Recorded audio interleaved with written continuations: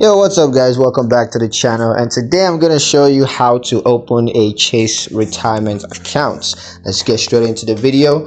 I'm gonna give you a step-by-step guide on how to do that. So first step is to sign into your Chase account. Now you can sign in on the mobile app, or you can do that on the website. So just sign into your Chase account, and then once you're logged in, you want to click on retirement and then select open an account. Next, you're going to choose the type of retirement account that you want to open, and after you've done that, the next thing you want to do is to fund the accounts with an initial deposit.